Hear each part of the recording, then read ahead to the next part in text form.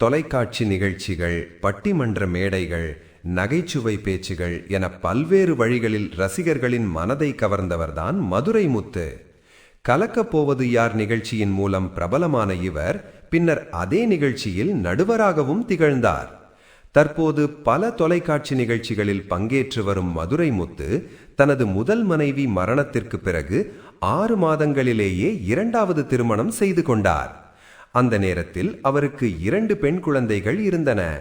மனைவியை இழந்த துயரத்தை சமாளிப்பதோடு 2 மகள்களையும் தனியாக வளர்ப்பது பெரிய பொறுப்பாக இருந்ததால் தான் இரண்டாவது திருமணம் செய்து கொண்டேன் என்று அவர் முன்பே கூறியிருந்தார்.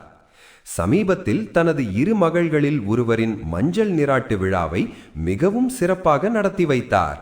அதே நேரத்தில் 6 மாதங்களிலேயே மறுமணம் செய்தது குறித்து எழுந்த விமர்சனங்கள் பற்றியும் அவர் மனம் திறந்து பேசியுள்ளார். அதில், என் மனைவி இறந்த 6 மாதத்துக்குள்ள நான் கல்யாணம் பண்ணிட்டேன்னு பலர் கேட்டார்கள். ஆனால் அந்த நிலைமையில் இருக்கும் ஒருவருக்குத்தான் அந்த வலி புரியும். எனக்கு 2 பெண் குழந்தைகள் இருக்காங்க.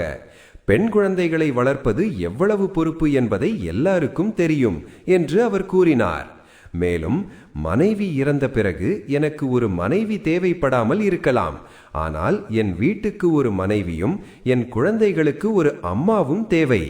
பள்ளிக்கு சாப்பாடு வாங்கி கொடுக்கலாம். ஆனால் ஒரு அம்மாவின் பாசத்தை யார் கொடுக்க முடியும் என்றும் அவர் உணர்ச்சி பூர்வமாக பகிர்ந்தார். நான் வெளியே வேலைக்கு போகும் மனிதன். எல்லாவற்றையும் நான் மட்டும் பார்த்து கொள்ள முடியாது. பலர் புரிந்து கொள்ளாமல் கேள்வி கேட்பார்கள். ஆனால் நான் அதை கவனிக்க மாட்டேன். நம் வாழ்க்கையை நாம் தான் பார்த்து கொள்ள வேண்டும். குடும்பம் நன்றாக போய்க் கொண்டிருக்கிறது, அதுதான் முக்கியம் என்று மதுரை முத்து கூறியுள்ளார்.